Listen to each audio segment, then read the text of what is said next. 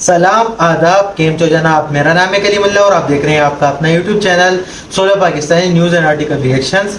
उम्मीद है कि आप सब लोग खैर खैरियत से होंगे, जहां भी होंगे खुश होंगे, आबाद होंगे, एकदम बढ़िया होंगे। अगर आप हमारे चैनल पे नए, चैनल को अभी तक सब्सक्राइब नहीं किया, चैनल को सब्सक्राइब करें, लाइक करें, कमेंट करें, दोस्तों के साथ शेयर करें, बेल आइकन जरूर दबाएं ताकि आने वाली तमाम वीडियोस की नोटिफिकेशन सबसे पहले आप तक पहुंच सके। आज जिस वीडियो पर हम रिएक्ट करने वाले हैं वो होने वाली है, चाइना ने जो है वो भारत को कॉपी करने का सोच लिया है, क्योंकि चाइना जो है वो पाकिस्तान को भेजने जा रहा है चांद पर। तो ये देखिए, कॉपी जो है ये भारत से ही हो रहा है, आप खुद देख लें। तो ये वीडियो इस बारे में होने वाली है, तो बिना कोई देरी की वीडियो को स्टार्ट करते हैं। वीडियो को एंड तक देखें, एंजॉय करें, इन्फॉर्मेशन हासिल करें, अंत में बातचीत करते हैं, अंत तक बने रहें। चंद्रयान का नकल भी होने और चंद्रयान 3 का अभी देखते हैं क्या कर रहे हैं क्या नहीं। Let's start. नमस्कार and welcome you to world affairs. मैं हूं प्रशांत धवन और इस वीडियो में हम बात करने वाले हैं एक बहुत ही इंटरेस्टिंग टॉपिक के बारे में। रिसेंटली आप लोगों ने ऐसे आर्टिकल्स देखे होंगे जहां पर यह लिखा है कि चाइना का जो चैंग 6 मिशन है, जो बहुत ही जल्द ये लॉन्च करेंगे, मोस्ट प्रोबेबली 2024 के आसपास, इसमें ये पाकिस्तान का पेलोड भी मून पर पहुँचा देंगे। तो एक पाकिस्तानी सैटेलाइट चाइना मून पर पहुँचाने का प्लान बना रहा है। नाउ अगर ये होता है तो मैं आपको ये बता दूँ, पाकिस्तान इससे ओवरऑल 10th कंट्री बन जाएगा मून पर पहुंचने वाला। ये हिस्टोरिक होगा पाकिस्तान के लिए। और ये क्यों किया जा रहा है, देखिए इसका कोई साइंटिफिक रीज़न नहीं है।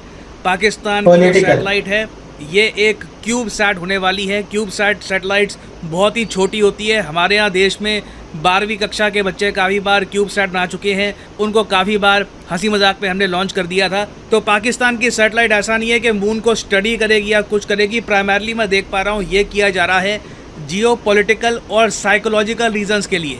जब हाल ही में चंद्रयान 3 इंडिया ने सक्सेसफुली लैंड कर दिया मून के सरफेस पर, रोवर भी चलाया मून पर, उसका साइकोलॉजिकली एक बहुत ही बड़ा इम्पैक्ट पड़ा था पाकिस्तान में। पाकिस्तान में आप देखोगे फ्रंट पेज कवरेज मिली थी उस पूरे इवेंट को। तो कहीं ना कहीं आप कह लीजिए पाकिस्तान के लोगों को भी फील हो कि ये भी मून पर पहुंच चुके हैं, इनको भी एक मोरल बूस्ट मिले। उसके लिए बात चल रही है कि चाइना बहुत ही जल्द पाकिस्तान को भी मून पर पहुंचा देगा। तो इस वीडियो में इस टॉपिक को हम इन डेप्थ डिस्कस करेंगे, बहुत कुछ यहाँ पे आपको जानने को मिलेगा। मगर आगे बढ़ने से पहले आपसे एक क्वेश्चन पूछूंगा। क्वेश्चन यहाँ पर ये है, बहुत ही इंटरेस्टिंग क्वेश्चन है। किस कंट्री के कांग्रेस ने, मतलब पार्लियामेंट में आप कह लीजिए, इनकम टैक्स खत्म कर दिया गया है, इनकम टैक्स पे करने की जरूरत ही नहीं है। ये हाल ही में किस कंट्री ने किया है? ब्राजील, कनाडा, चिले या फिर अर्जेंटीना? कमेंट सेक्शन में करिए उत्तर। सही आंसर मैं आपको दूंगा वीडियो के अंत में। नाउ चाइना का जो मिशन जिस पर बात चल रही है उस पर डिस्कशन करने से पहले सबसे पहले तो मैं आपको ये बताऊंगा इसरो और सुपार्को की ब्रीफ हिस्ट्री के बारे में। बहुत ही इंटरेस्टिंग है, इससे आप समझ पाओगे कि साइकोलॉजिकली पाकिस्तानी इसके लिए कितना इम्पोर्टेंट है ये फील कर पाना कि ये भी मून तक पहुंच चुके हैं, चाहे लैंडिंग नहीं करी मगर पहुंच तो चुके हैं ना। ये आपके सामने एक कंपैरिजन है इसरो और सुपार्को का। जिस तरीके से इंडिया में इसरो है, पाकिस्तान में है सुपार्को। सुपार्को के नाम है space and upper atmosphere research commission. Now आज के समय सुपार्को लिटरली एक जोक बन के रह गया है, मगर एक टाइम था 1960s में जब सुपार्को ने पाकिस्तान को कई गुना आगे खड़ा कर दिया था कंपेयर टू इंडिया। देखिए सुपार्को बना दिया था पाकिस्तान ने 1961 में, इसरो बना था 1969 में। 8 साल आगे था पाकिस्तान कंपेयर टू इंडिया। और सिर्फ ऐसा नहीं है कि इन्होंने बस बना दिया सुपार्को, इससे ही आगे निकल गए, नहीं। यूएस फंडिंग की वजह से पाकिस्तान ने 1962 में, जून 1962 में इतिहास रचा था जब इन्होंने रहबर 1 नाम का एक रॉकेट टेस्ट लॉन्च किया। ये रॉकेट लॉन्च ऐतिहासिक इसलिए था क्योंकि उस टाइम तक ना इंडिया ना चाइना, जी हाँ चाइना ने भी एक सक्सेसफुल रॉकेट लॉन्च नहीं किया था। पाकिस्तान एशिया में अगर हम देखें तो तीसरा कंट्री बन गया था आफ्टर जापान और इजराइल, जिसने एक रॉकेट लॉन्च किया था। इस टाइम तक अगर हम देखें ना तो पाकिस्तान मीलों आगे निकल चुका था कंपेयर टू इंडिया। अगर ये लोग इसी ट्रैजेक्टरी से आगे बढ़ते ना तो ये कंट्री आज के समय कहीं और ही होता। और ऐसा नहीं है कि इनिशियली इनके पास लीडरशिप की कमी थी।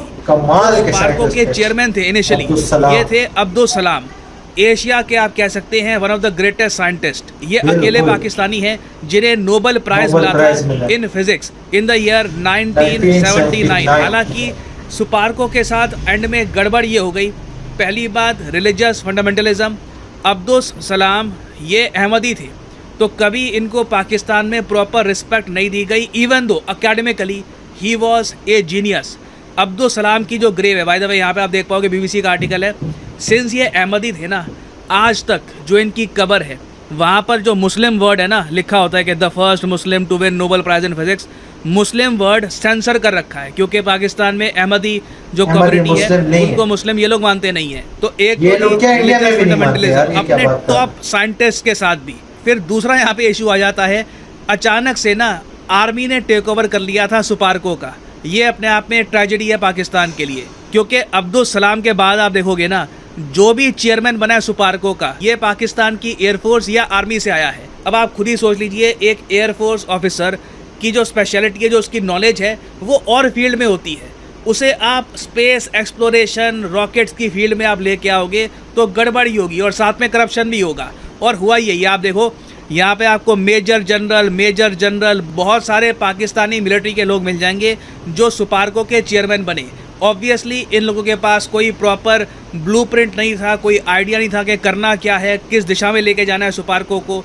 और इवेंचुअली इवन दो सुपारको को स्टार्टिंग बहुत अच्छी मिली थी, ये जो इन्होंने गड़बड़ करी थी उसकी वजह से सुपारको बहुत पीछे रह गया। हालांकि आप एक आर्ग्यूमेंट ये भी दे सकते हो कि इवेंचुअली इंडियन इकोनॉमी ने इतना ग्रो किया कि इसरो के पास ज़्यादा फंड्स आने ही थे, तो इसरो इवेंचुअली सुपारको के आगे निकल ही जाता। बट मैं आपको ये बता दूं, अगर पाकिस्तान में रिलीजियस फंडामेंटलिज्म इतना ज़्यादा ना होता, इनकी मिलिट्री सुपारको का टेक ओवर ना कर लेती, तो आज जो हाल है पाकिस्तान का in terms of space exploration, space technology, इतना बुरा हाल इनका ना होता।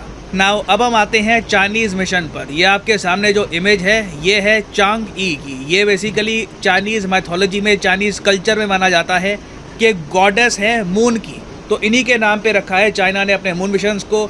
चांगी 1, 2, 3, 4, 5 और अब बहुत ही जल्द ये लोग लॉन्च करने वाले हैं चांग ई मिशन। और चांग ई 6 खास इसलिए होगा क्योंकि इसमें चाइना का प्लान ये है कि पहले ये एक लैंडर मून पे उतारेंगे, वो लैंडर मून पर ड्रिलिंग करेगा और फिर कुछ पत्थर के जो सैंपल है ये वापस धरती पर चाइना पे लेके आएगा। तो ये जो मिशन है चाइना के लिए बहुत ही ज़रा स्पेशल रहने वाला है।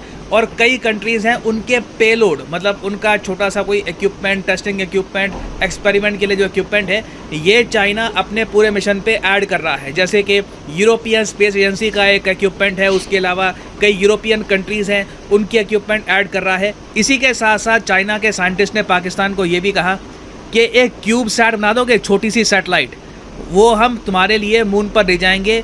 हालांकि वो सैटेलाइट कुछ करेगी नहीं, मगर इस लिस्ट में तुम्हारा नाम आ जाएगा। ये लिस्ट यहाँ पे आप देख पाओगे, countries that have been to the moon. अब इधर आप नोटिस करोगे नंबर 1 पे यूएस आपको मिलेगा 42 टाइम्स। यूएस कुछ ना कुछ मून पर भेज चुका है। अगेन इस लिस्ट में हम ना सिर्फ लैंडर, हम ऑर्बिटर, सेमी सक्सेसफुल मिशन जो हुए हैं उनको भी हम काउंट कर रहे हैं, ठीक है। तो 1, 2, 3, 4, 5, 6, 7, 8, 9 कंट्रीज़ टोटल आप कह लीजिए, अगर आप यूरोपियन यूनियन को भी काउंट करते हैं, 9 स्पेस एजेंसीज मून पर पहुंच चुकी हैं। इसमें इजराइल का जो बैरकशीत मिशन है उसको हम काउंट नहीं कर रहे क्योंकि उसने बिल्कुल मून पर एक क्रैश लैंडिंग कर दी थी, तो that is not being counted. तो अगर चाइना का जो ये चांग ई मिशन है सक्सेसफुल हो जाता है और एक छोटी सी सैटेलाइट जो पाकिस्तान मेड सैटेलाइट होगी ये मून को ऑर्बिट करना स्टार्ट कर देती है या फिर मून के करीबी पहुंच जाती है, तो टेक्निकली आप कह लीजिए पाकिस्तान का नाम यहाँ पे आ जाएगा। अब यहाँ पे आप कहोगे मगर ये कितना अनफेयर है कि एक तरफ इंडिया जैसा कंट्री जो खुद अपना रॉकेट यूज़ करता है लॉन्च करने के लिए और ऑर्बिटर भेजता है मून पर, उसी लिस्ट में पाकिस्तान को शामिल कर देंगे। देखिए इसको लेकर कई आपको लिस्ट मिल जाएंगी।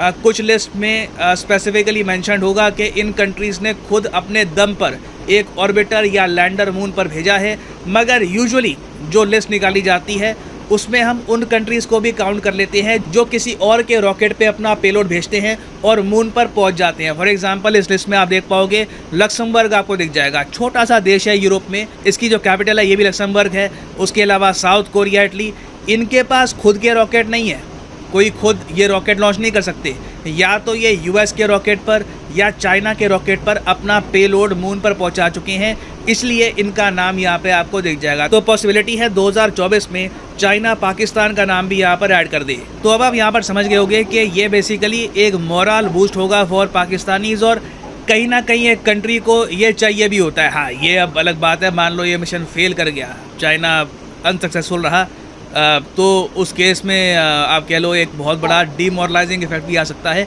तो ये टॉपिक काफ़ी न्यूज़ में रहेगा। मोस्ट प्रॉब्ली 2024 के आसपास इस टॉपिक से रिलेटेड और बहुत सारी वीडियोस मैं आपके लिए लेके आऊँगा। तो ये वीडियो थी आजकल देखे चंद्रयान 3 की कामयाबी देख के, जिस तरह रशिया उतावला हो गया था कि यार मैंने चंद्रयान 3 से पहले लैंडिंग करनी है, पहले लैंडिंग होगी तो रिकॉर्ड मैं अपने नाम कर लूंगा। तो उसी जल्दबाजी और हड़बड़ी के चक्कर में देखे वो क्रैश कर गया। तो अभी ये उसी की नकल में चाइना जो है वो एक मिशन लॉन्च कर रहा है, जिसमें वो कह रहे हैं पाकिस्तान को कि यार आप भी अपना कुछ थोड़ा बहुत दे दो ताकि हम उधर पहुंचा दें, आपका नाम भी इस लिस्ट में आ जाएगा कि यार आप भी चांद पहुंच सकते हो गए हो।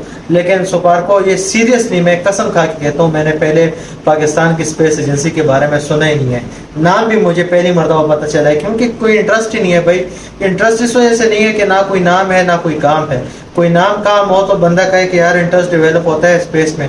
तो अभी देखिए भारत में हर एक बच्चा, बूढ़ा, जवान, टीचर, किसान तक, देखिए उन्हें पता है अपने चंद्रयान 3 के बारे में, स्पेस के रिलेटेड, अपने साइंटिस्ट के रिलेटेड हमें कुछ भी डिटेल नहीं पता।